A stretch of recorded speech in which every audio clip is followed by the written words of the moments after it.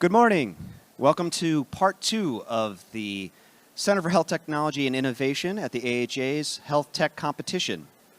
Please come in, take your seats, lots of seats.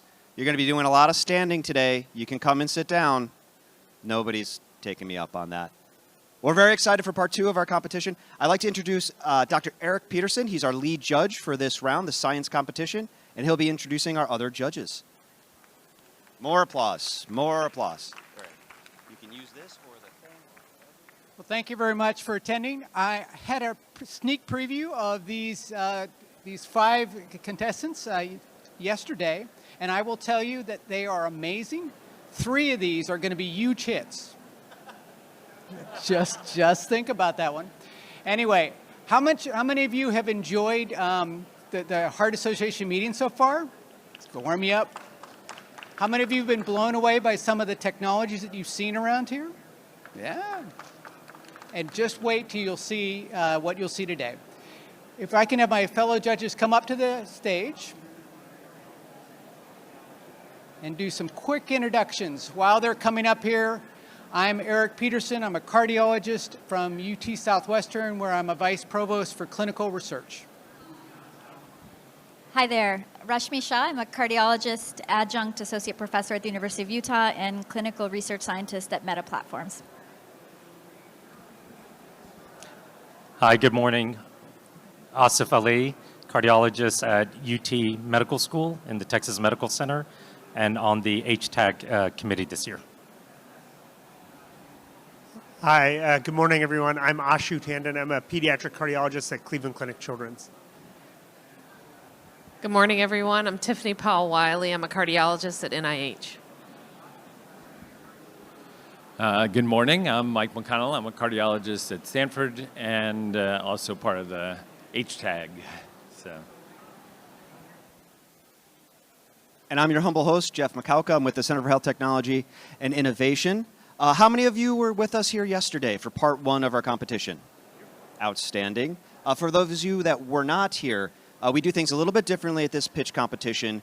We have 2 rounds. Yesterday we talked with the companies about their business models, their technologies, their path to market, and in some cases clearance and regulation. Today we'll be talking about the science and the evidence and how they align with the AHA science and guidelines that many of you are familiar with here at this conference. So we don't believe that you can get it all done in 3 minutes. So we're giving the companies 2 chances, 2 bites at the apple, if you will. Our judges, our esteemed judges, will have 10 minutes to ask them questions, hopefully probing, complicated questions. I am not a science guy, so I won't be joining in this round of questions. But we're very excited. Yesterday we went in, I guess, traditional alphabetical order. Today we're doing reverse alphabetical order, just to keep things fair, keep the energy going. Is everyone excited? Yes. Is everyone ready? I saw some of it. I guess the only person who really needs to be ready are our judges and our first finalists. I welcome up RCE Technologies.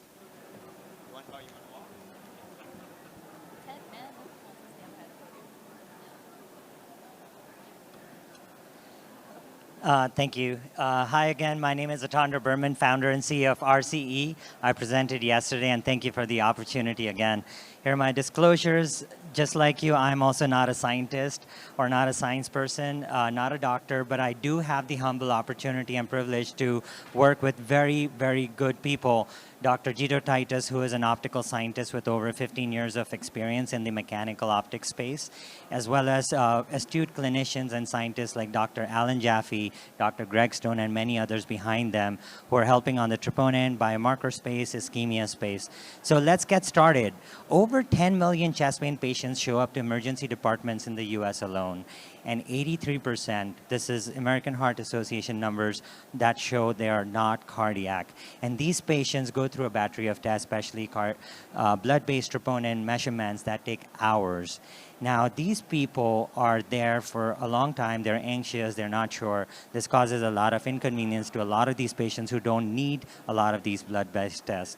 But the 83% not only take up bed space, but they also compromise care and attention for those 17% of patients. And those 17% are also not very healthy. They might be sick. They might be on blood thinners, which makes drawing blood continuously really hard. They might be also on dialysis, making fistulas and vein access really hard. So it's very hard to really monitor these patients continuously.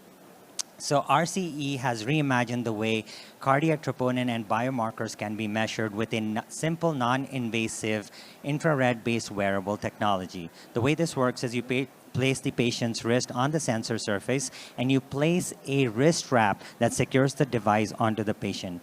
From there on, you have a 3-minute infrared spectral scan of the patient's underside of the skin. And in those 3 minutes, we're able to see a composite of acute cardiac biomarkers.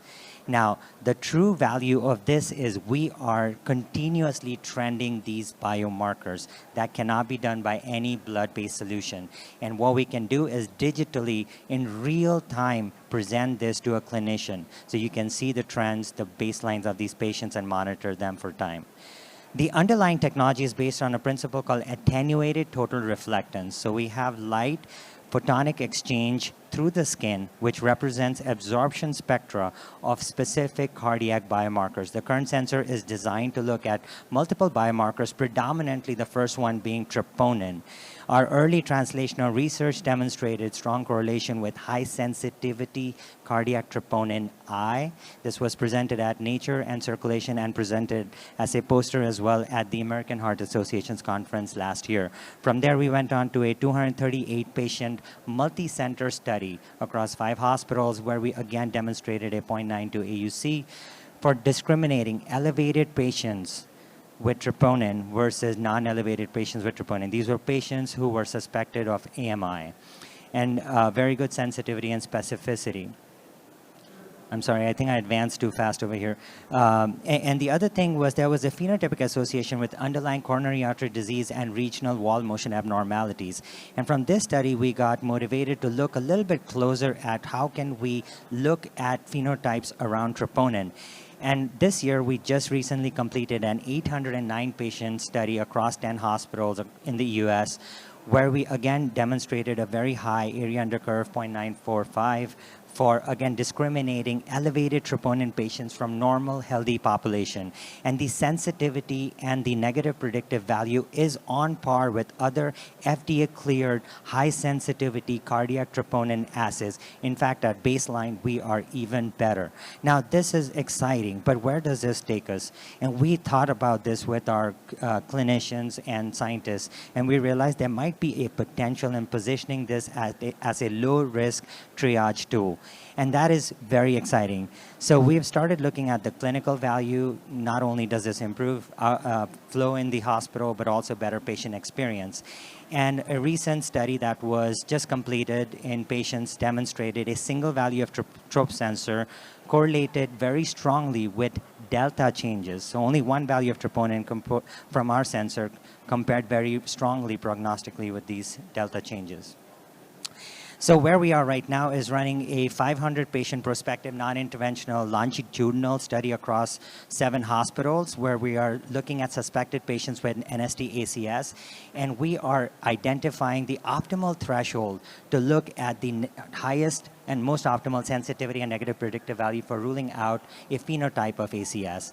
The key here is we are keeping the sensor on the patient's wrist for 20 minutes at a minimum to about an hour. And we believe that the area under curve of this changing parameter for a longitudinal measurement will be very, very informative.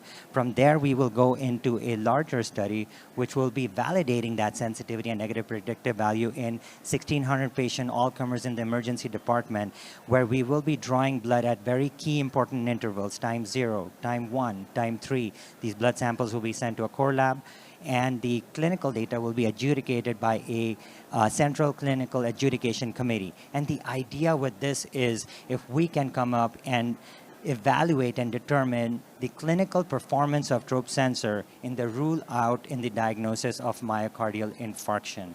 So very exciting. We have a lot of work to do, but we're very excited to embark on that way. if we are successful, and when we're successful, we believe this will be a tremendous opportunity and potential for triage in the low-risk cases in the emergency department, but also have value upstream into ambulances, urgent cares, outpatient clinics. These are places where people today walk in with chest pain, foot traffic is high. But we can also imagine people like my dad at home who are having high-risk coronary artery disease. They might feel chest pain. They're not sure what they do. But knowing there's a $50 test down the street at a Walgreens might enable them to at least get some a quick early triage. Ultimately, the continuous biomarker monitoring has significant value in taking this into the hospital and monitoring this long term. So this can be peri-procedure monitoring. This can also go into chronic care monitoring for immune checkpoint inhibitors. There's a high mortality in these patients when they develop myocarditis, heart transplant, and nursing homes. Ultimately, the bracelet form factor will be the ultimate solution for patients at home long term. I want to really thank you all for listening to this. This is very important. At this podium, I feel very honored to share real messages, real people's voices. These are questions people ask. And there are many people like my dad and many other people who need care from clinicians. And all we can do is definitely bring clinicians and technologists together. Thank you.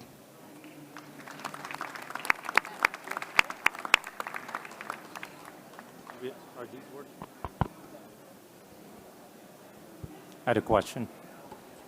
In light of inclusiveness, have you studied a diverse population?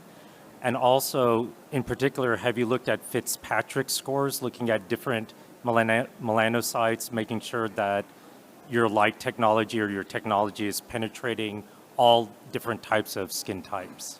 That's a very good question. So what we have done in these over 1,000 patients is we were all inclusive of different skin colors. But however, the way we approached that was by representing different ethnicities, different transdermal thicknesses, and also looking at patients with tattoos. That was another area for us to see.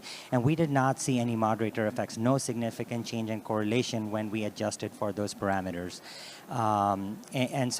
The underlying principle is molecular absorption spectroscopy. So this has a deeper penetration. So it doesn't suffer the same confounder effects of near-infrared based technologies like infrared or pulse ox. Dr. Mark? Yeah, when you first presented it, it sounded like the benefit would be more rapid diagnosis of those who were ruling in. And so I'm wondering what you saw in the data that made you focus on sort of the opposite of doing the rule out. Because, as you know, emergency room, the challenge of sending out someone who ends up having a heart attack can be quite catastrophic. So would have seemed there would be a lot of incentives to just more rapidly detect those who are ruling in, and I'm curious why that sort of pivot or direction? I think it was always about ruling out first. That's where the clinical value is. ECG is sensitive and STEMIs get ruled in pretty quick. And STEMIs, you still monitor them for some time. And troponin and other biomarkers haven't been longitudinally studied in all different ACS phenotypes. So that's an interesting area. We can look into that. But very importantly, a lot of these low-risk patients who show up to our outpatient cardiology clinics, emergency departments, urgent care, 7 out of 10 show up with chest pain and their cardiac symptoms. So those are the people we want to be able to understand and rule those low-risk patients out. So that's always been the goal. That said, as we keep going and moving and understanding the data, I think there is possibilities of ruling patients in. Probably we could see in the ED, but it might have more value outside of the ED where you don't have blood and you need to see something to bring these patients into the hospital, accelerate cardiac assessment. Thanks. Rashmi? Thank you. That's a wonderful presentation. 2 related questions. One is, does the device require calibration? And the second is, what's the underlying physiologic thing? Like, why would light absorption reflect troponin? What's the underlying physiological thing behind the model? So the 2 questions there.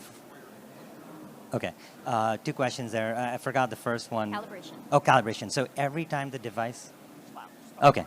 Every time the device is turned on, there's an automatic calibration. So there's a 30-second calibration that calibrates the device. It senses, is the device okay? What is the optics? What is the humidity, the temperature? It just understands the basic infrared light. So that acts as a baseline against which we can now see a specimen, which is a patient's wrist.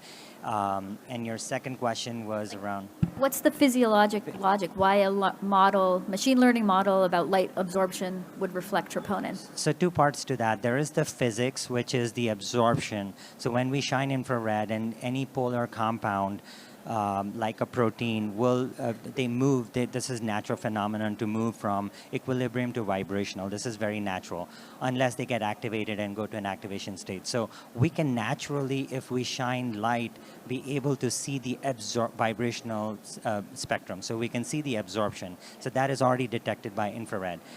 What AI can do is decipher what is the value in that signal, what information is it carrying. And so the sensor has been designed to look at a specific concert of wavelengths that have been understood from very early studies towards troponin and some other biomarkers. And those were done by sourcing them, placing them in FTIR, identifying those very unique fingerprint regions, and then designing the sensor for troponin. So if I read that back to you, there's some resonant frequency that's specific to troponin. Yes. Dr. Shu? When you did the studies, why did you decide on a cutoff threshold? Why not just linearly or right? Why not make the troponin level a continuous variable? Because you lose some insight about how your readout is versus the troponin level if you just set like threshold of 10 or whatever, right? And say elevated versus non-elevated. Because there are other scenarios where, like in myocarditis, the troponin level can be super sky high, right? So why not use a continuous variable readout as opposed to a binary readout of high versus low? So we are we're comparing ourselves with a gold standard like high sensitivity troponin I, and that is very well understood. There are thresholds that have been established with the FDA. So it was easier for us to look at those thresholds because they identify myocardial injury versus not. And so it was easier to always have that so we are doing binary output. We also do correlations like you saw in some of the studies. However, we do want to be able to first identify what's already existing in the market, which is understood, myocardial injury or not. And so that will allow a lot of more discussion now. Additionally, we do look at the continuous trends of this biomarker. So that is very informative. And I think starting with a qualitative output is meaningful clinically. And then after that, we can add more predictive capability and prognostic value. And can this underlying technology identify other salient biomarkers through the skin like you do for troponin? Like can it do CKMB or can it do other relevant biomarkers for cardiac or other like creatinine for kidney injury, right? Like is this going to be able to expand beyond just the troponin? Possibly. When we first started, we sourced lyophilized proteins like CKMB, troponin, NT-proBNP. So we had a spectrum of different proteins. Some proteins are very specific and they show very clear regions in the infrared spectrum. Some have confounders. And so I think with time we will be able to uncover other ones, but troponin was very specific and we decided to just focus on one and get that done. Any other questions? Dr. Pearson? Yeah, real quick one. What about if is there some warning that you don't have good contact to the skin or the person is too sweaty or other confounder to your study? Yeah, that's an excellent question, Dr. Peterson. Actually, we did a study with UT Southwestern last year with Deborah Dirks and the group there. Phenomenal. And what we learned very early, this was like a couple of years back, was there were sometimes motion artifacts with the way the strap was done. Some people do it tight, some people do it loose.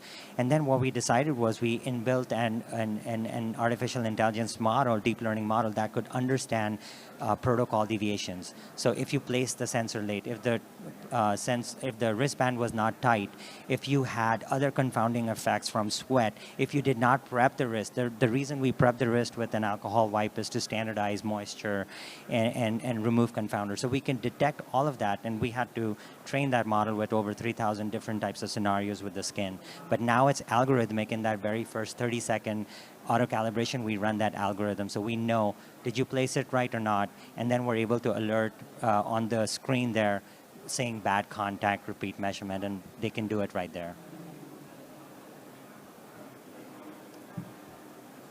So, as far as what information is seen by the patient, what are they seeing on their screen, and what information, and how does it connect, I guess, to the physician to allow them to know what's happening? Yeah, so the sensor, the wearable, has a Bluetooth, Wi-Fi, and a cellular chip antenna, all of that capability. So it can be used to transmit digitally and wirelessly information to a backend and shown on a graph, like we showed. Additionally, we have, the device can store up to 13 hours of continuous data.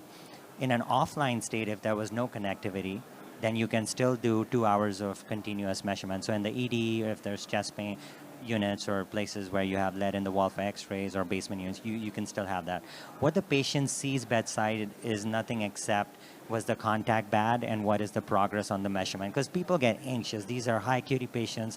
They will fidget. I've seen patients with like, cocaine who are just out there, breathless COPD patients. They're just moving around.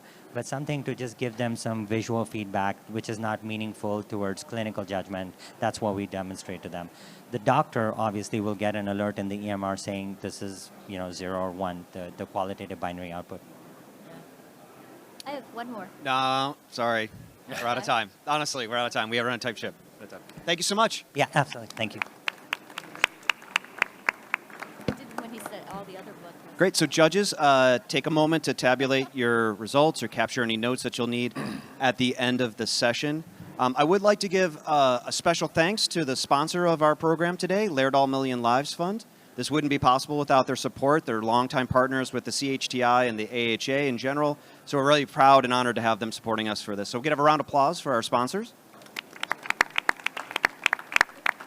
Outstanding. Judges, how we doing? Good? Ready to go? All right, I'd like to call up Paramus. Very loud, warrior voice. Not going to happen. Can you hear me, though? So thanks very much. I'm Zena Kwan, I'm the co-founder and CEO of Paramus. And I really thank you for this opportunity to tell you a bit about the work we're doing on making wearable monitors that allow you to continuously and non-invasively monitor blood pressure. Disclosure, I have a very vested interest in the success of Paramus. In addition, our studies have been supported in part by the Pediatric Device Consortia and also with grants from the NIH and AFWorks. Just a few words about the company. We were spun out of Stanford with an exclusive license to Jinan Bao's Retail Electronic Pin. We have a very experienced team at bringing products to market. We just received our first FDA clearance in September, and so that device for babies in the NICU is now available through our partners, Centec. And we have designed a platform of proprietary hardware and machine learning algorithms that allow us to have a scalable product for patients of all ages and a number of different types of medical situations. Collected tons of data to date. The problem, I'm sorry. The mic's a little in and out. Oh, I-PACE, I'm sorry. So the problem we're trying to solve is to enable you all to have sufficient information in a timely and accurate way so that you can manage people's blood pressure well. And I'd like you to consider a tiny premature baby, Leanne, 1 day old, 1 pound, fits in the palm of your hands. She has heart issues, she has unstable blood pressure, which could, if left untreated, could lead to multi-organ failure. And sadly for Leanne, this may be the last time in her life where she's suffering from blood pressure conditions. As a child, she may suffer from hypertension, which could lead to a lifelong cardiovascular issues. She may be in an accident, and so if she has an extended period of hypotension, that could lead to adverse outcomes. When she's ready to have kids of her very own, she might be at risk of hypertensive disorders of pregnancy, which could lead to premature delivery of her own kids, or potential for a higher risk of stroke or heart attacks after delivery. And her chances for this are 3 times higher because she's a woman of color. And then finally, as she gets to her golden years, she may end up having issues with hypertension, just like 100 million adults in the U.S. And her chances of dying from this double for every 20 points increase in her average blood pressure value. And the problem for Leanne and all of her medical team is that the current standards of care really don't help her effectively manage her blood pressure. Cuffs provide a snapshot in time, but a lot of people find them uncomfortable and inconvenient to use, so there's very poor compliance. The true way to monitor blood pressure is to insert a catheter into the artery. Obviously, you're not going to do that outside of a critical care situation. It's painful, it's expensive, and it exposes the patient to a lot of risks of complications. So our solution is to use easy-to-use wearable devices that, in a non-invasive, comfortable form factor that people are willing to wear, and it continuously and passively provides accurate data similar to Artline monitoring. And so our devices are non-invasive like cuffs, continuous like A-lines, are easy to use by anyone with minimal training. They're accurate, low cost, and comfortable to wear like nothing else. And we've been successful at collecting data from one-day-old babies up to 98-year-old seniors. And we feel this will be a safer alternative to Artlines, cuffs, and ambulatory blood pressure monitors, which are often prescribed to diagnose blood pressure disorders. We think we'll offer more timely, cost-effective, personalized treatment with reduced labor costs and reduced risk of complications or readmissions, and with higher compliance. And so finally, I get to the part that you might care about, is the science behind it. We use capacitive sensing to essentially measure the distance between our sensor and the surface of the skin. So every pulse, every pulse at the heart, the skin will deflect, and we'll measure that change. And surprisingly, we find that we have excellent correspondence between our data and thank you, our data and the arterial line data taken simultaneously. We take that pulse waveform, we stream it by Bluetooth to a mobile device where we have algorithms trained with machine learning, where we locally extract out accurate values for blood pressure, systolic, diastolic, and mean arterial pressure. And I show an example here where this is a 6-week-old baby where we were able to track mean arterial pressure for 72 hours. I show the first 36 hours so you can see the swing in blood pressure, which we are able to track the Artline in real time without external calibration. Our first indication of use is for critically ill infants, and here's a synopsis of the data we supplied to the FDA for that. It was over 3,400 hours worth of data, averaged 43 hours of data per patient, 79 patients from 5 different sites. The metric you care about is the mean average error. It needs to be within plus or minus 5 millimeters of mercury. The standard deviation needs to be within 8, and I'm proud that we were within the FDA guidelines for mean arterial pressure, systolic, and diastolic pressures. The Bland-Altman plots at the bottom show the data color-coded for by patient weight, and so our weight ranged from 0.4 kilograms to 4.9 kilograms. We also took parent feedback, or we took feedback from both the parents and the users. Parents were thrilled about using our device instead of Artlines. Clinicians found our device easy to use, thought they reduced the risk to the patients compared to arterial lines, thought our implementation was effective, and the thing that surprised me was that they actually strongly preferred our device over cuff measurements. We also did usability studies to look at the ease of use, and we took a bunch of nurses who had never even heard of us before, asked them to read our documentation. It took about 12 minutes on average, and then we asked them to set up our device, put it on an adult volunteer, and on average, for that very first time they ever used our device, it took less than 7 minutes. And so for us, babies are just the first step. Our goal is really to help all patients with all sorts of blood pressure disorders. We have a number of studies in progress that we're looking for partners on. We have a study for postpartum women, home monitoring of postpartum women. We also have a study on transport and trauma care. We're looking at home monitoring for older adults. And then finally, we're also looking to expand our indication of use to older children. And the results so far appear to be generalizable to other patients. This shows some results where we're comparing our data against ABPM values for older adults, admittedly only a handful of older adults and a handful of pregnant women. And so we'd love to work with you guys to create a new standard of care for blood pressure monitoring that's gentle enough to use with babies and comfortable and easy to use for everyone else. Thank you very much for your attention.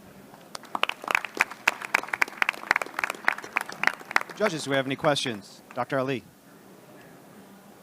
So I've done some work on tonometry and blood pressure taking. So 2 questions. How is this different from tonometry?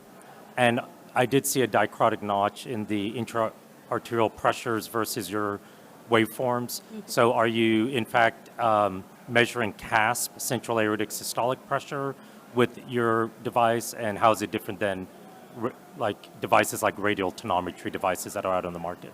Okay, so in terms of the first question, so we use capacitive sensing, so we don't actually need to even have skin contact, though we prefer it because the data are much stronger and we get much more consistency. But it's a very soft, flexible array of sensors there. And we don't depress the artery. In fact, we prefer you don't, because our data get noisier the more pressure you put on there. And so, like the other gentleman, we have quality models to tell you that your data are good enough or bad enough to use for blood pressure monitoring.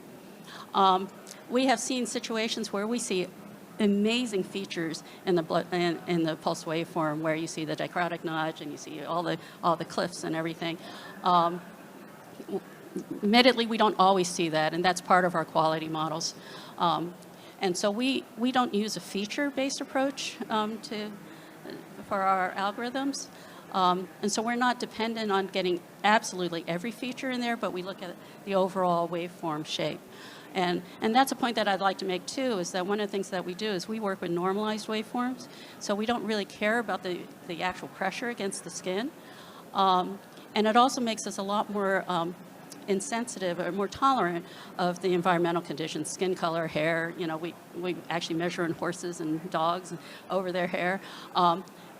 And our system, our algorithms sort of take that into account, that because we look at the normalized shapes.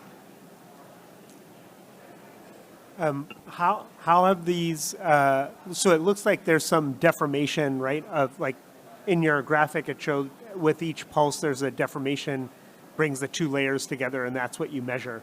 How does that function with different arterial stiffnesses, which you'll get in both kids and adults? And then, some of your NICU data, did you test it in kids on inotropes, off inotropes, on vasodilators or vasoconstrictors? How did those data look?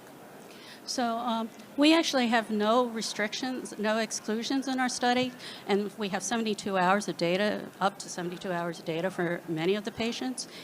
And so we sampled them through all those conditions, whatever medications they had, whether or not they're being fed or whether or not they're getting transfusions, sitting up or being held or whatever.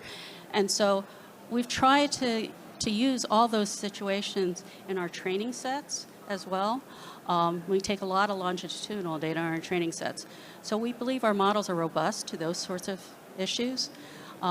We've done spot checks where we say, okay, we know that so-and-so has gotten this medication at this point, and we look at our accuracy before and after. We don't necessarily see differences. Okay, yeah, I think it would have helped to see the stratified data based on, if you're on vaso or milrinone or whatever, because the ability to replace the art line in a sick child, right? The people who are the sickest are the ones where you're manipulating blood pressure. So having Right. stratified data to show like under these other conditions, it's still just as accurate would have been helpful. In a much longer talk, I'll be glad to share lots of information with you. But that's one reason why I showed that time progression, because that patient clearly was going through a lot of changes. You saw big swings in that person's blood pressure values. Right, and in various spots, there was a bigger or smaller difference between your Right, number and sometimes and the art line number. generally we were still within the FDA guidelines for accuracy, but you're right, we don't necessarily track every change. In some cases, the changes are actually due to the A line rather than us. There are situations where we find that the A line, the damping is weird, or that someone has pinched the line or something like that. We also have trouble when the baby is picked up and they don't recalibrate the A line.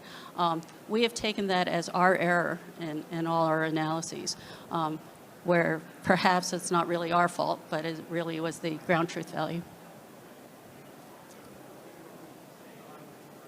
No other questions? Other questions?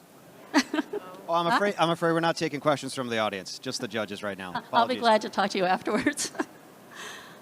Any issues with skin irritation for the babies or patients that have been tested? So we've had patients wear it for as long as 20 hours. We actually suggest that they move it if they do cares to the baby, that they move it.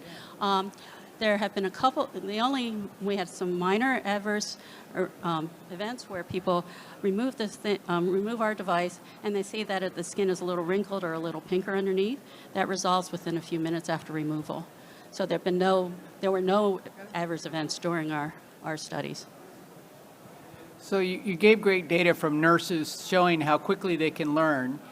Did you also follow up with nurses who've been using the device in practice and see if they have it? And you've got clinicians on the annoyance factor, but I'm curious if nurses had difficulty with repositioning or other issues in readout that would have made it more difficult or less difficult than the art line.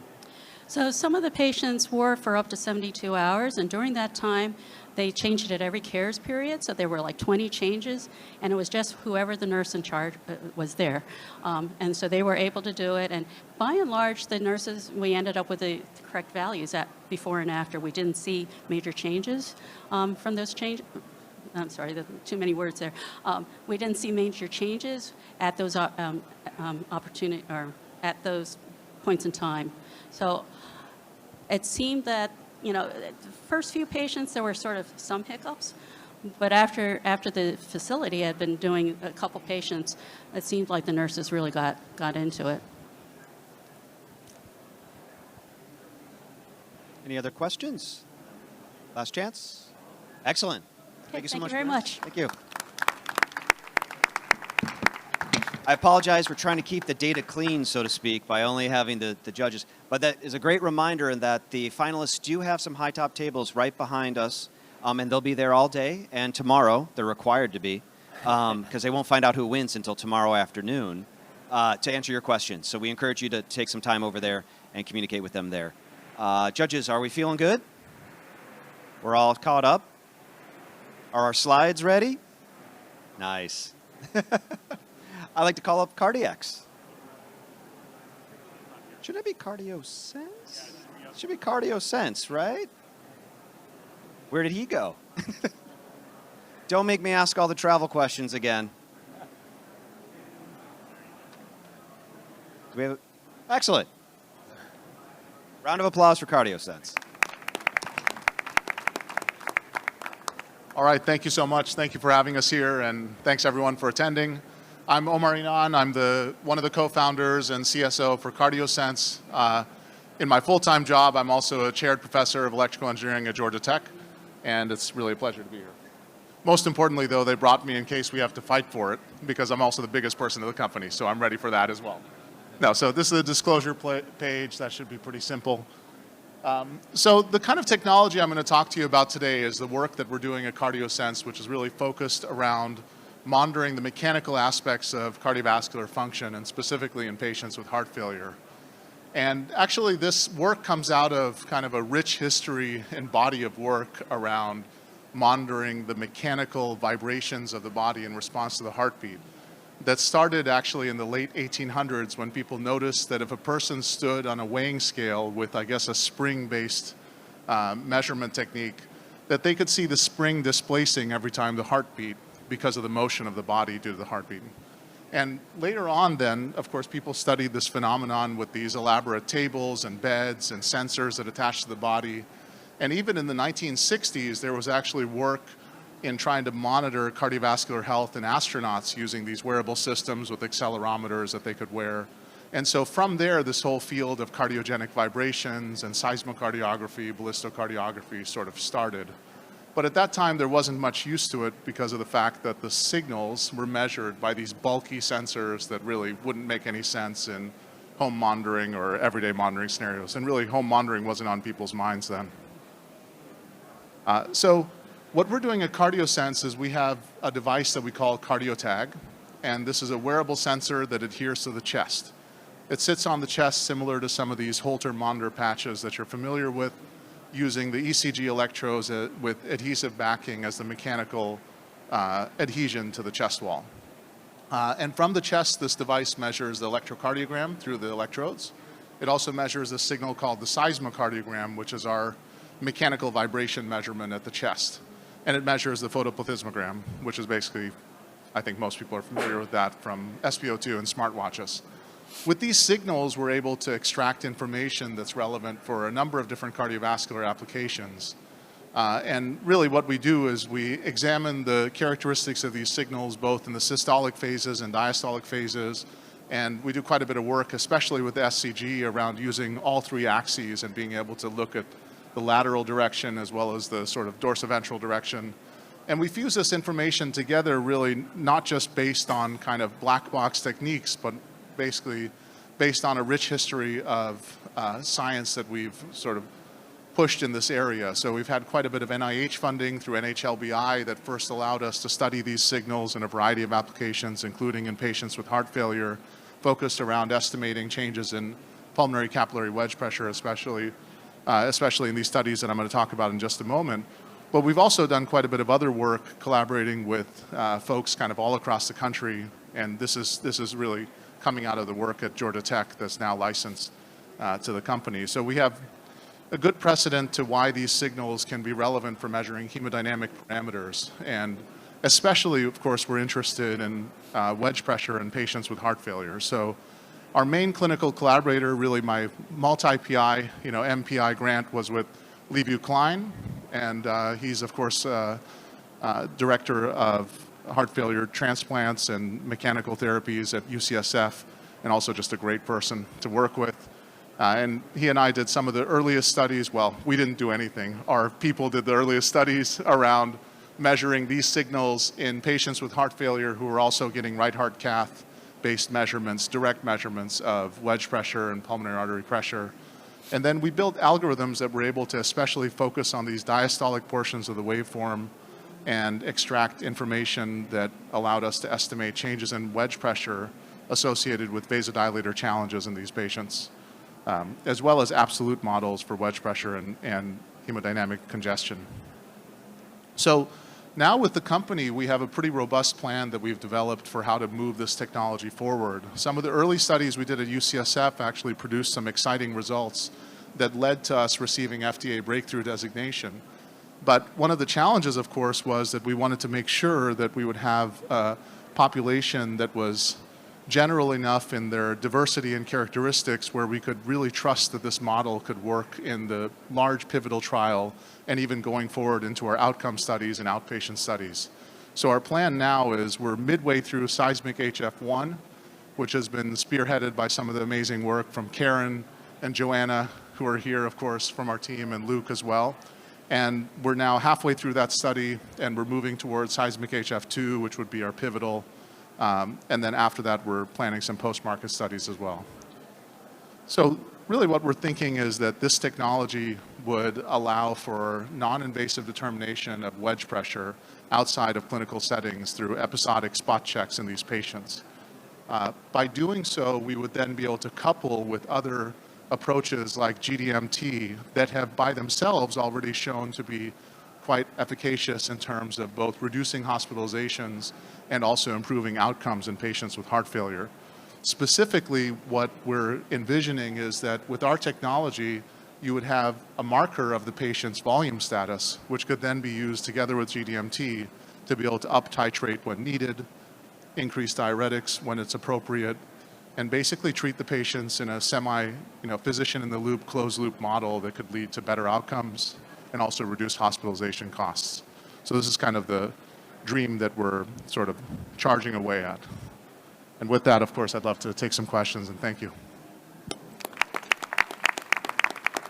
Judges, who's first? Dr. Ali, then Dr. O'Connell. Yes.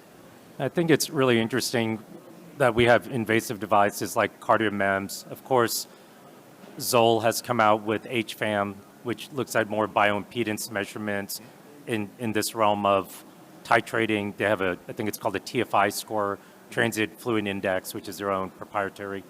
Have you looked at both HFpEF and HFrEF patients?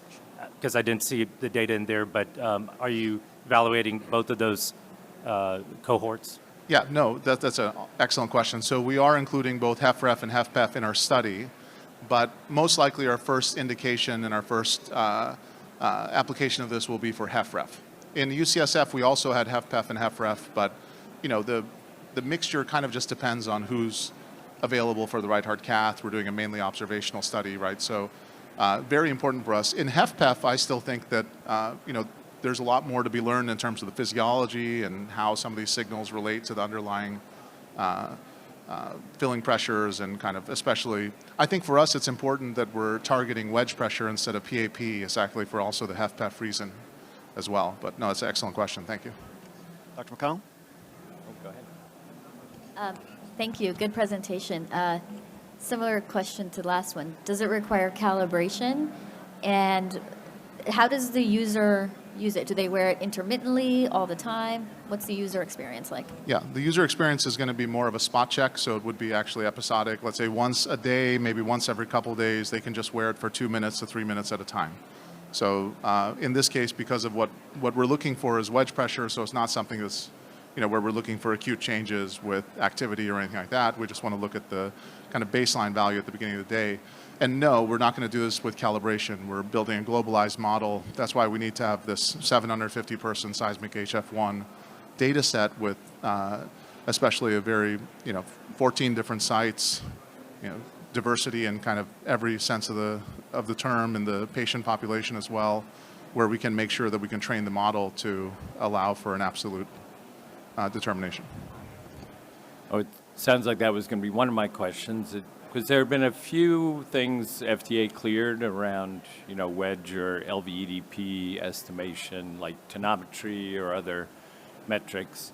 So I was a little curious on, why yours may be more advanced or advantageous over some past ones. But there was also recently FDA cleared device just for above and below, an LVEDP threshold. So I was curious about the binary determination versus the continuous and, how your technology helps with that. Yeah, no. By the way, I want to thank you. I took MCP 200 with you about 15 years ago, so thank you.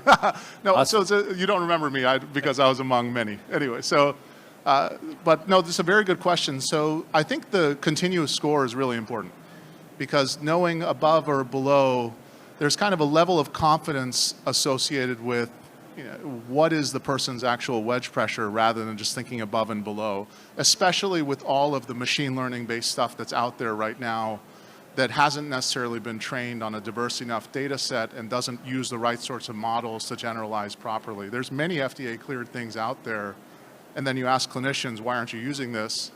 And they say, I tried it and it doesn't work at all, right? So there's kind of a trust issue there that I think it's really important to be able to not only provide the decompensated or compensated or let's say congested or not, but actually what is the wedge pressure?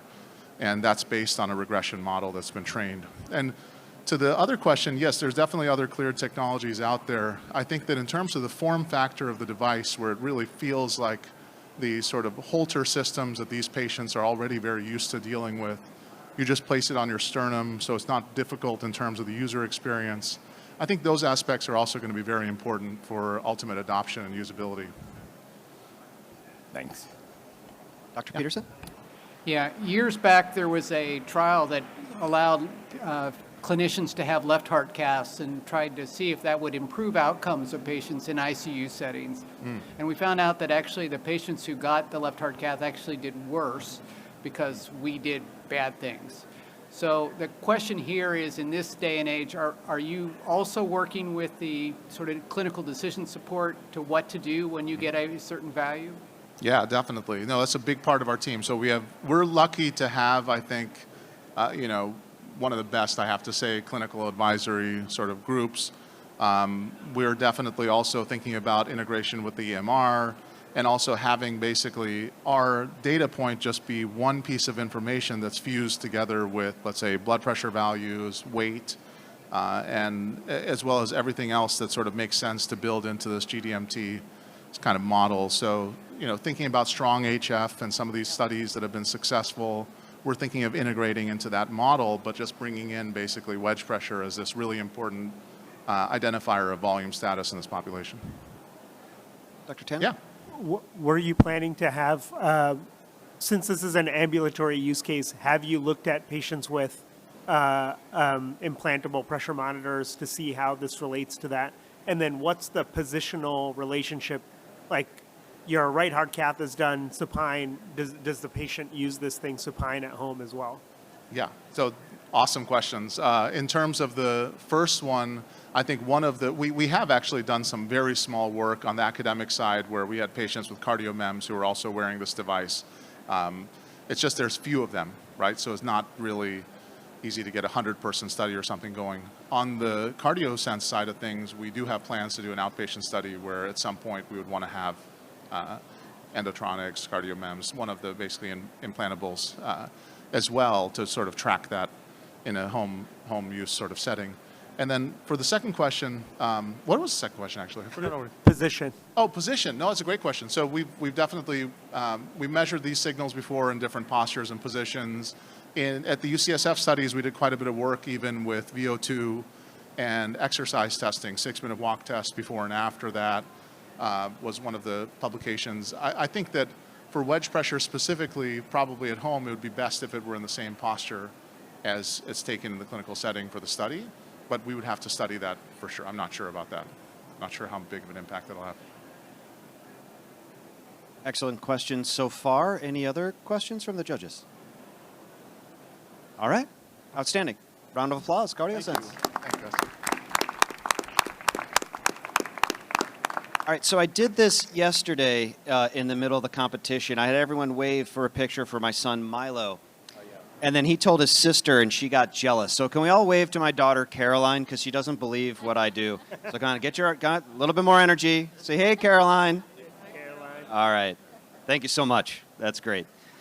You're keeping me out of the doghouse for being on the road on a weekend, so I appreciate that. So moving ahead, just before we get going with CardiX, I want to remind everyone that after the competition, we do have our pods behind us in our Health Innovation Pavilion. These are companies that are a little bit more well-established, perhaps, in some cases. In some cases, just we're interested in being here in the heart of the Heart Hub, keep things pumping. Dad joke? No? All right. Thank you. So I encourage you all to stop by. There's some interesting demos that you can do. There's some interesting technologies that I think you all should be aware of. So I really encourage you to stop by to our exhibitors here in the Heart Hub. And with that, PSA over with, I'll turn over to CardiX. Thank you, Jeff. Hi, everybody. I'm Catherine Liao. I'm the Chief Strategy Officer with CardiX, and it's great to be here with you today. I joined CardiX about a year ago through their acquisition of a cuffless blood pressure sensor startup that I co-founded and led, and that's now part of the core sensing technology the company has. As an employee, my only affiliation with CardiX. All right, so first of all, many of you here who have been involved with central hemodynamics research might have heard of AdCore or SphygmoCore, and maybe even have used it in your training at some point during your career. The company was restructured in 2018, taking along the 23 granted patents and putting that technology into a home blood pressure cuff. This device that you see in front of you was FDA cleared in May of this year and can do all the magic around central hemodynamics that SphygmoCore previously provided. Now, SphygmoCore has supported and powered over 2,300 publications, and through that learning, what really surfaced for us is really the problem around early vascular aging, whereby studies have now shown that if your arteries are aging prematurely, losing its elasticity, becoming stiffer, right? Someone is 3 times more likely to experience a cardiovascular event compared to someone who has delayed vascular aging, or that their risk goes down by half.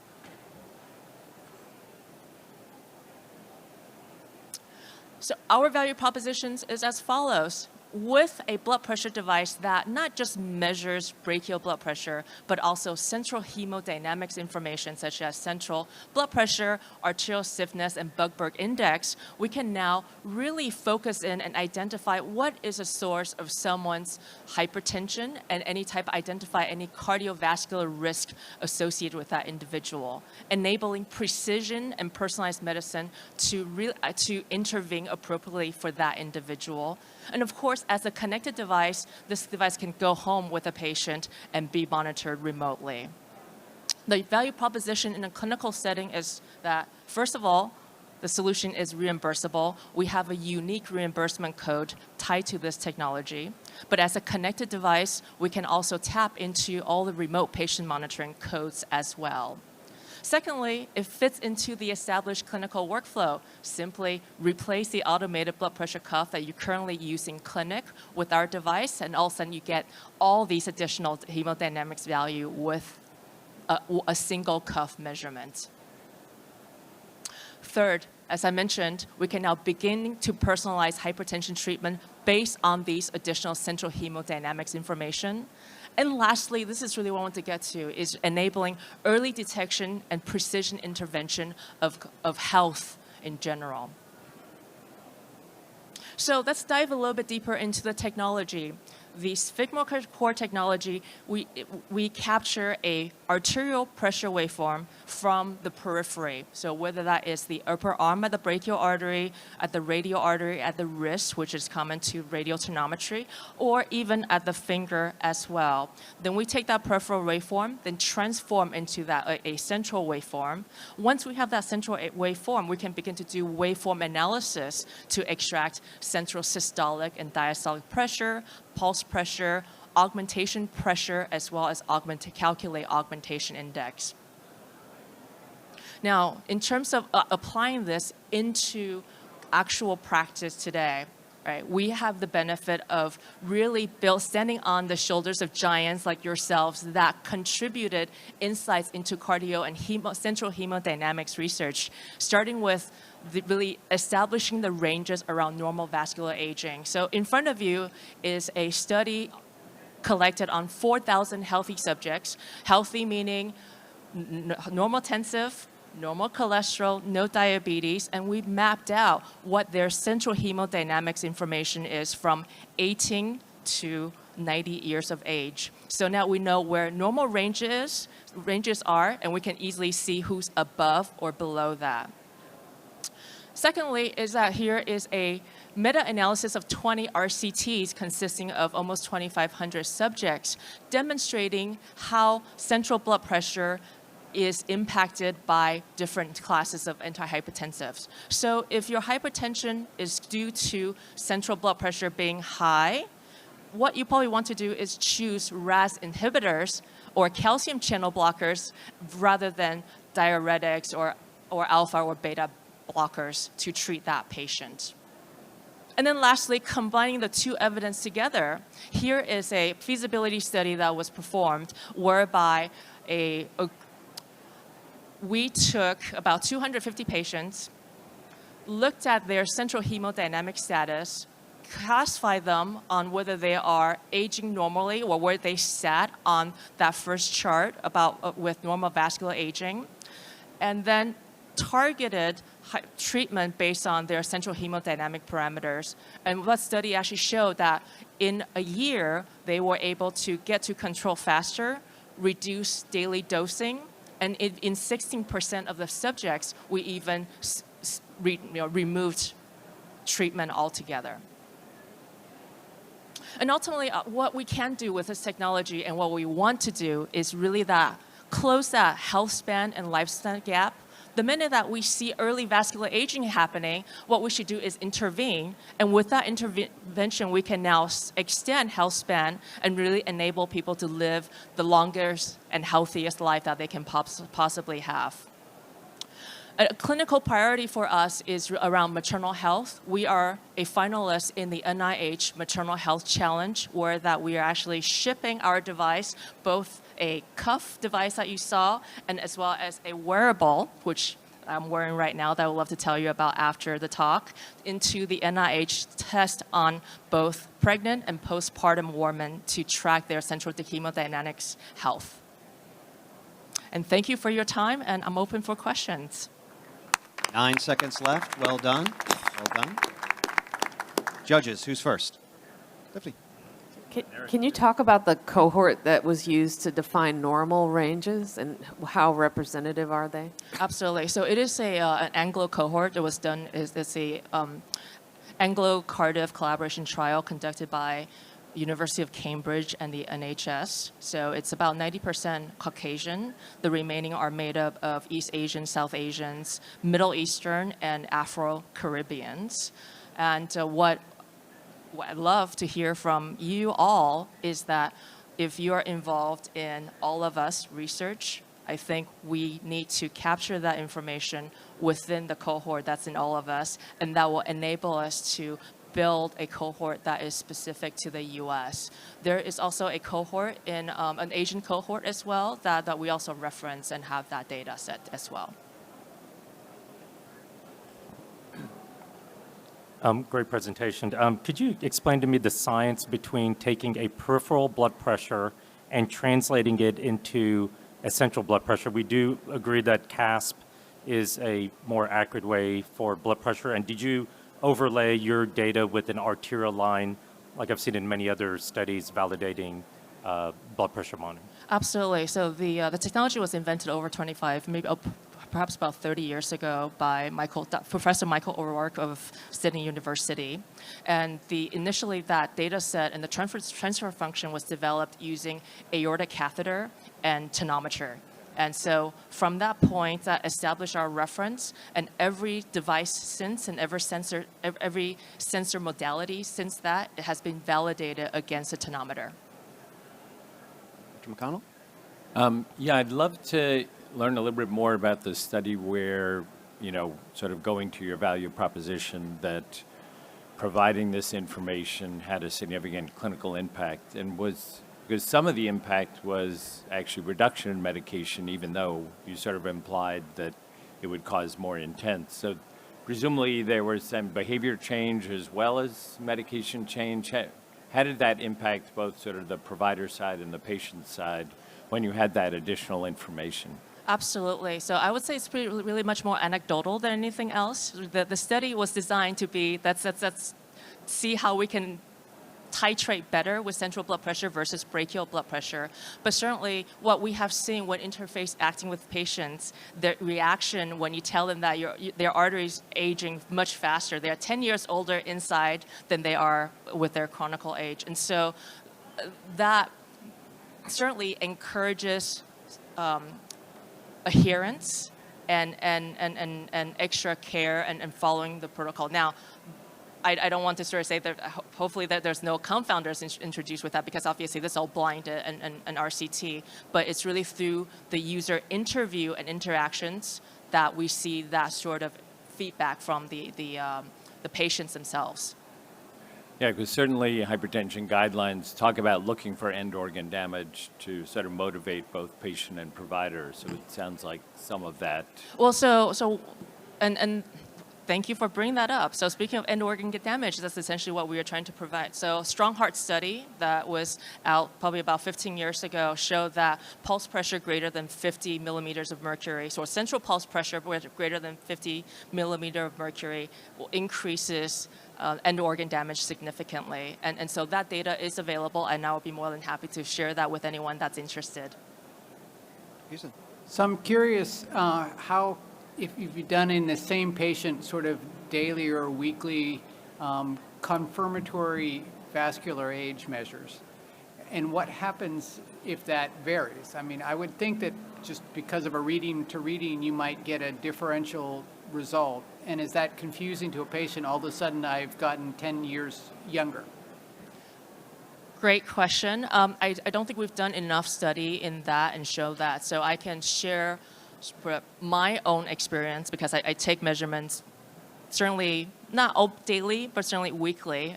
And what I do see is that while my values will shift, it tends to stay within the range. And so it's not, so the things that from an aging perspective, we are not looking at one specific number. We're really looking at, well, where is the mean and what's the standard deviation? And then are you falling within that? And so there is more of a gradient versus an absolute that, hey, I am 21 today, yay, versus I am, 48. So I can't just keep taking the test till I get a number I like? I mean, if you want to game it, I'm sure there's a way. Any other questions? Dr. Ali. Just curious, because you're showing a wearable here, Are you collecting data even at nighttime, like in ambulatory blood pressure monitoring? We know reverse dippers and extreme dippers. Are you looking at any data in nocturnal blood pressures? So far, the nocturnal blood pressure work that we have done is through an ambulatory blood pressure monitor. So there is an ABPM that has SphygmoCore integrated in it, and we can capture CBP value associated with that. For the wearable, the first version, it is going to be episodic. So take a finger, side of the sensor, and then take a 10-second measurement that way. But where we envision this could go to is going to a ring, and then that really enables the ability to capture that information overnight.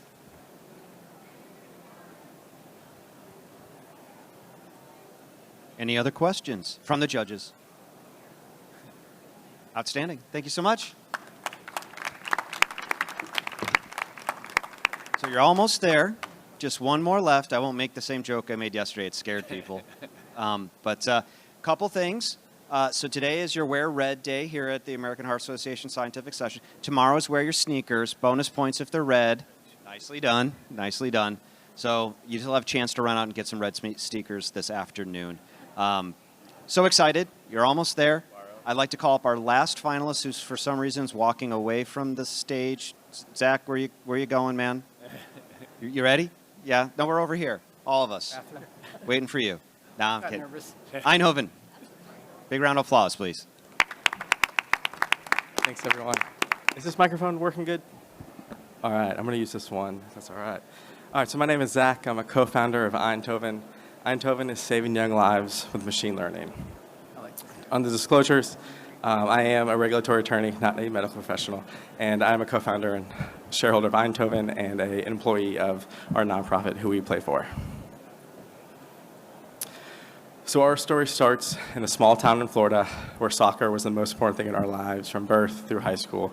We were lucky to develop a close group of friends through soccer, and fast forward to our 10th grade year, and one of our best friends, Rafe Macron, passed away in front of us from sudden cardiac arrest at high school soccer practice in 2007. At the time, everything that could go wrong did go wrong. We started with the Heimlich maneuver because no one knew what to do in an emergency. We switched to CPR, of course. There was only one person on the field who could do the CPR, which is our CTO here today. The ambulance got stuck behind a locked gate trying to get to us while we were doing CPR, and the AED was locked behind a door in the gymnasium. And so Rafe passed the next day. We thought this was one in a million. We started the Play for Rafe Foundation to honor him. We did CPR training, AED placement, emergency action plans. A lot of us were lucky to go to college together, and that is where we met other nonprofits like us through the Parent Heart Watch Network. And we would come to learn that sudden cardiac arrest is actually the #1 killer of student athletes, the #1 cause of death on school campuses. And the really important statistic in our space is that 1 in 300 young people have a detectable, potentially life-threatening heart condition. We would learn that Rafe had hypertrophic cardiomyopathy, which means that if he had received a 2-minute ECG that we charged $20 for, he would have had a 95% or so potential of detection. And so that inspired us to start Who We Play For. Who We Play For is a nonprofit focused on advocacy and providing heart screenings. Over the last 10 years, we've grown into the largest heart screening nonprofit in the United States. And we're only able to do what we did with Who We Play For and what we do now with Eindhoven because of the incredible medical champions we've had over the years, and because of the pioneering physicians on this topic, like Dr. Vetter in the audience today. So that, as a quick place set, I'm going to talk through the clinical setting situation here, and then Eindhoven's solution, which is the first ever pediatric and young adult ECG interpretation tool powered by machine learning. So from the clinical problem setting, start with the points of agreement, which is that there is widespread agreement on the importance of youth cardiac screening, and by specifically I mean history and physical and the AHA 14-point assessment. There's also widespread agreement that preventative ECGs are appropriate for various settings like top athletes and pilots and various other settings and in other countries. The debate here that we're trying to work on is whether and how to add pediatric screening ECGs to the youth wellness checkup and the standard sports physical. The current approach, as mentioned, is the history and physical and the AHA 14-point assessment, which catches less deadly heart conditions than when an ECG is included. Adding an ECG can result in 5 times to 10 times more sensitive approach to identify potentially deadly heart conditions. And some of the studies show that around 80 to 90% can identify 80 to 90% of some of the most common deadly heart conditions. From the perspective of AHA policy on this topic right now, we view ourselves in full alignment with the policy. But from a high level, the most relevant policy to us is the one from 2021, which states that at this time, the AHA does not recommend mass heart screening programs. And they identified 2 reasons. That first reason there in the middle is the lack of medical professionals available to accurately interpret the ECGs. The second issue there is the inaccessibility for some low-income families. And the policy ends with indications of support for well-run, community-based heart screenings. We view ourselves in full alignment of this. No heart screening program could be successful without expert-level interpretation combined with a focus on follow-up care. 2 of the common studies to support the previous slide, and it's worth emphasizing here that I'm not talking about changing the history and physical or doing away with it. I'm talking about adding an ECG to the existing approach. Einthoven's approach to solve these 2 issues is that first issue is lack of interpretation skills. That's where we're going to introduce Einthoven's first ever pediatric and young adult ECG interpretation tool powered by artificial intelligence into the market. That second approach right there, the accessibility and the affordability on this topic, this is something we've dedicated the last 10 years of our lives for. This is, of course, an incredible focus of our mission, both with our nonprofit and with Einthoven. The most relevant points on this topic for us is that we were able to work with Brevard County, Florida, to become the first county in the entire United States to require or strongly recommend heart screenings for athletes, although this is required in some other countries. We were able to successfully deliver on that policy year after year, which convinced the surrounding counties to also adopt that policy, which ultimately, in the last 2 years, convinced Orange County, Florida, where Orlando is, as the 7th largest school district in the U.S., to also implement this policy. High level, we have a publication coming out that's partnered with all 3 children's hospitals in Orlando. We performed 11,000 heart screenings. We're tracking each ECG through the follow-up care process of those 3 children's hospitals, which is around 304 kids flagged and around 40 life-saving medical interventions. Einthoven's goal at the high level is to empower all medical providers everywhere with expert-level ECG interpretation capabilities for pediatric and young adult ECGs.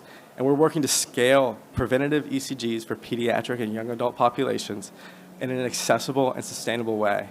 And if you take the 40 million kids in the US between 12 and 18, and you imply that 1 in 300 number of potentially kids at risk, there's around 100,000 kids who could be identified with potentially life-threatening heart conditions. Einthoven's solution, we were very lucky to work with Amazon Web Services for our validation. Just to touch on the publication from Amazon on this in the yellow, you'll see that, quote, our team created a first-of-its-kind ML solution capable of identifying SCA risk in a pediatric screening ECG. And then in blue, you will see that it, quote, exceeds human-level performance. These are the figures supporting the previous publication. I'm at 30 seconds left, so quickly, one of the final assessments was how to handle noisy ECGs, highlighted gold, which is where you see we got 94, 93 sensitivity, specificity. And as a machine learning project, data cleaning is of highest priority. Garbage in, garbage out is the famous phrase. And so we have a really robust data cleaning process where we use internal and external third-party validators of pediatric electrophysiology interpreters. And I am at time, so I'm getting walked over to. Thank you. Thank you, everyone. So much. Rashmi? Thank you. Good presentation, and kudos for being so brave to take on this hard problem. This made me think I used to read echoes for a professional sports team, like stress tests. I hated it, because if I read abnormal, that was not good.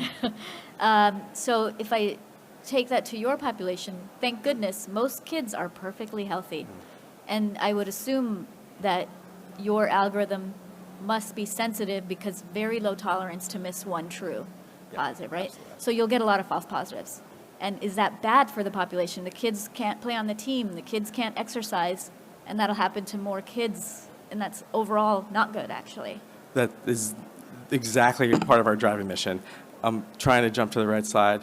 But on that topic, what we've built specifically to help pediatricians is what we call the shifted model, which is discussed on the bottom right here, which is that we shift our highly performing tool to be 99+ reliable on normal decisions and it slightly overcalls abnormals, which are then confirmed by a human expert electrophysiologist before it ever gets back to the pediatrician.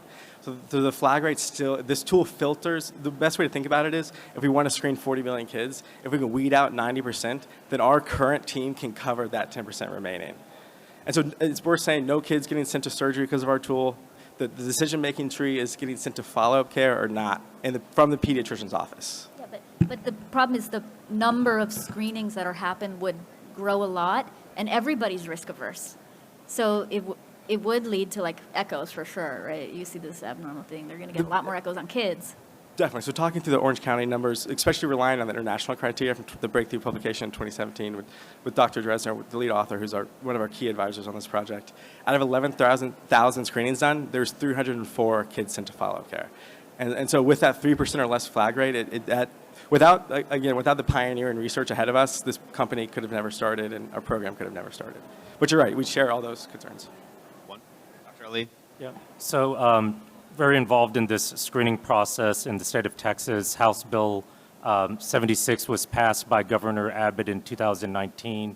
I spoke on the bill from 2014 and got it passed in 2019, which is an opt-in for EKG screening. But to your point, the issue in our study, which was called HEARTS, Houston Early Age Risk Testing Screening Study, we did find some false positives. But the argument is the parents behind us in Congress and Senate said, we would rather have a false positive than a dead child. That was the argument, okay? So with that said, though, I do agree that it is, if we can mitigate the lack of the interpretation and have a tool to mass screen students that is much more accurate, then I think we can get over that first point of lack of interpretation. And then the low-income families, I think, is the rub, because we have to find the dollars. It's really more $20 to $40, and we have a foundation in Texas that if you can't afford it, in the opt-in for the UIL screenings, we do that. My question to you is, there are a number of AI companies, I think I met 4 of them in just the last 24 hours, who are looking at EKG AI, even using a cell phone to take a picture. How are you differentiating yourselves against the other competitors in science? Thank you. Perfect setup and great question. And talk about the landscape and the differentiators involved. It was a bigger emphasis on yesterday's pitch, the business context, but it's a great question. The slide, if you can visualize it how we had yesterday, is that we view there's a lot of great activity in the adult space. Absolutely amazing. Love it. Love to see the progress by companies like Powerful Medical and Anumana. We draw a data barrier between them and us, and that our medical advisors, physicians you all might know, like Dr. Dresner and Dr. Salim Idris and Dr. Policia in Rome, Italy, view that this data set of 400,000 ECGs is the only data set that reflects the normal distribution of the population because it was not collected in a hospital setting. So the kids who come to us are just normal kids off the street as opposed to a data set collected by one of our partners, Dr. Matt Martinez in the Atlantic Research Council, where they'll have a heavy abnormal data set, which is perfect to be used for the adult projects to identify low ventricular fraction and other things. Whereas a screening tool, the basis of the Amazon project was this could be the first ever screening tool. Just normal abnormal decision making to then get these kids to the tools where they can diagnose later. why don't you go ahead? You're on the pediatric side. Well, I mean, I'm curious to say, when you say 1 in 300 kids is at risk of sudden cardiac death, what diseases are you suggesting those are? Because, I mean, there aren't 1 in 300 kids dying. So Yeah. This language is, you're exactly right. And precision here is really important. The statistic that we rely on, as supported by people like Dr. Jonathan Dresner and our physician team, is most commonly cited back to Parent Heart Watch, is one of the leading voices on this topic in the country. And they have a great overview on their website where it's a combination of around 8 different studies on this topic, and that is a number of kids who are potentially at risk, so who have a potential condition associated with this. Not that 1 in 300 will die, but that 1 in 300 could be identified with maybe long QT syndrome or WPW or a hypertrophic cardiomyopathy, or even some of the more low-risk traditional diagnoses. Well, I'm asking about the specific diseases because not all of them manifest at age 12, right? HCM doesn't always manifest at age 12. Of course. So, yeah. you know, there are intricacies in the the reason why there isn't universal athlete Yeah. screening now is because there are intricacies in the way these diseases manifest in adolescence. Absolutely, yeah. So our program recommends between 12 and 18 is what we typically screen. We don't usually go down to 10. And of course, we could go up to 35 with international criteria. But that's exactly right. We recommend frequent screenings throughout that period to identify maybe a later developing HCM. Yeah, so when the precision of your algorithm, like, is it split up by disease type? So yeah, I'm not sure if I can click it. Okay, perfect. Yeah, so when we clean data, so when Dr. Trivedi and Dr. Dresner clean data, we identify around 26 different abnormal points of interest, around 16 different abnormal points of interest, and some unreadability, so that we're able to really dig into the actual performance of the interpretation tool and try and separate through that. But it's worth mentioning the performance of the interpretation tool is more to catch everything and overcall, and then send it to the expert humans for confirmation. And so okay. And so these aren't backed by confirmatory echoes to say, oh, this person actually has. The first study of its kind is coming out soon with Who We Play For and the 3 children's hospitals on that exact topic, tracking all the way through the care. But that's exactly right. What we're trying to do is not go beyond human intelligence, essentially, with this tool. It's to create everyone with the power of a pediatric electrophysiologist. One day we could go past. Yeah, that was actually getting to the question related to the study you showed, where you say it exceeds human level performance. But a lot of what AI is first showing that you can give everybody expert level sort of performance, which it sounds like the main emphasis is. But at some point, right, AI can see things that the human can't necessarily see, and that an electrophysiologist couldn't potentially confirm or refute, and you don't always even know what's in that black box. So is there a next phase of where you may have to take into account that superhuman performance? Absolutely, yeah. 2 quick stories of our driving mission related to that is my brother's wife, my sister-in-law, she survived sudden cardiac arrest from CPR and AED, but she's idiopathic. 6 years later, no one has any idea what her ECG shows. A child from our program screened, totally normal ECG, died from HCM. He's part of that 5% that can't be detected.